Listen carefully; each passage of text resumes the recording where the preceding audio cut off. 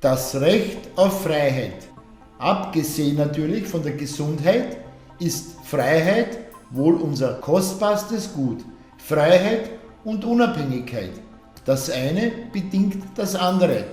Doch all die Freiheitsrechte, die wir in den letzten Jahrzehnten genießen konnten, sind nicht selbstverständlich. Denn all diese Rechte mussten von unseren Vorfahren hart erkämpft werden. Viele Menschen haben für die Freiheit, wie wir sie in Österreich seit 1955, seit Unterzeichnung des Staatsvertrages kennen, mit ihrem Blut bezahlt. Vor allem in der Nazizeit hatten Menschen, die sich gegen diese Tyrannei und Unterdrückung zur Wehr setzten, kein leichtes Spiel und landeten, wenn sie erwischt wurden, zwangsläufig im Konzentrationslager.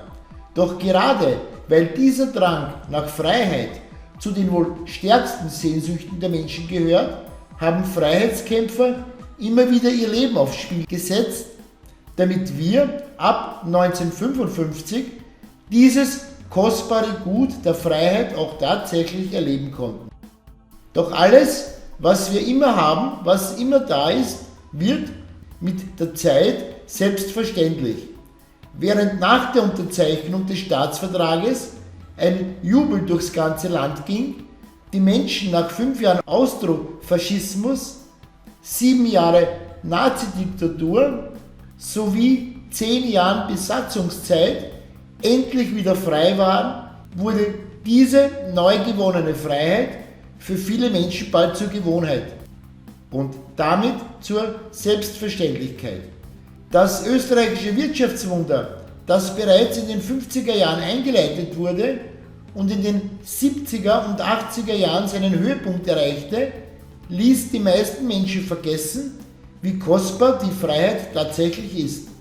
Doch wenn der Wert einer Sache mit der Zeit immer mehr verloren geht, und Freiheit ist sicher viel mehr als nur eine Sache, werden wir bequem. Wir strengen uns immer weniger an, verlieren unseren Kampfgeist und bemerken nicht, wie unsere Freiheit langsam, schleichend, fast unbemerkt immer mehr dahinschwindet. Wie sehr unsere Freiheit tatsächlich in Gefahr ist, merkten wir erst im März 2020, als aufgrund der sogenannten Corona-Krise ein Großteil unserer Freiheitsrechte binnen kürzester Zeit von der Regierung außer Kraft gesetzt wurde. Dies alles unter dem scheinheiligen Deckmantel der Sicherheit. Sicherheit für unsere Gesundheit. Anstatt jedoch gegen diese Entrechtung aufzustehen, billigte der Großteil der Bevölkerung diese Maßnahmen. Wie kostbar ist die Freiheit für uns wirklich? Die Antwort auf diese Frage lieferten Meinungsumfragen. Laut einer Umfrage des Gallup-Institutes waren Ende April 2020 84% der Bevölkerung bereit, zur Bekämpfung des Virus ihre persönlichen Freiheitsrechte vorübergehend aufzugeben. Mitte März waren es sogar rund 95%.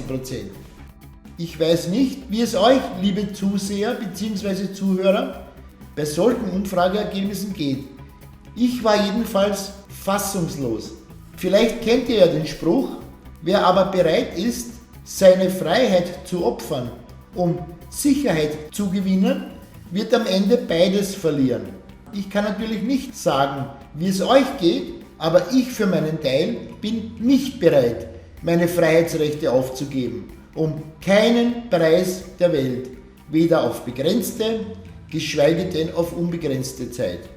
Die Freiheit hat einen Wert, der letztlich unbezahlbar ist. Wenn uns aber unsere Freiheit so wichtig ist, stellt sich natürlich die Frage, was sind wir bereit dafür zu tun? Was ist uns also unsere Freiheit tatsächlich wert? Sind wir bereit, für unsere Freiheit auch einzustehen, Nein zu sagen, wenn unsere Freiheit bedroht ist? Auch dann noch Nein zu sagen, wenn die Verweigerung von Zwangsmaßnahmen bedeutet, dass wir dafür vielleicht bestraft oder gar eingesperrt werden? Bleiben wir aufgrund unserer Liebe zur Freiheit standhaft oder fügen wir uns lieber den Anordnungen wie sinnlos und schwachsinnig diese auch sein mögen, leisten wir, so wie Mahatma Gandhi, gewaltlosen Widerstand und zivilen Ungehorsam oder verstecken und ducken wir uns lieber, einfach weil unsere Angst oder unsere Feigheit stärker ist als unsere Liebe zur Freiheit?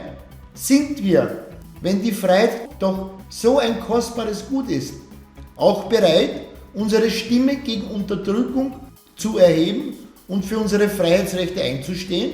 Und falls nicht, welchen Wert hat dann die Freiheit für uns tatsächlich?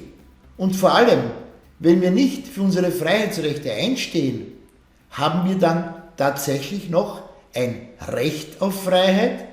Was meint ihr? Einen schönen Tag noch und viel Kraft in dieser schwierigen Zeit wünscht euch Walter vom YouTube-Kanal Das Recht auf Wahrheit.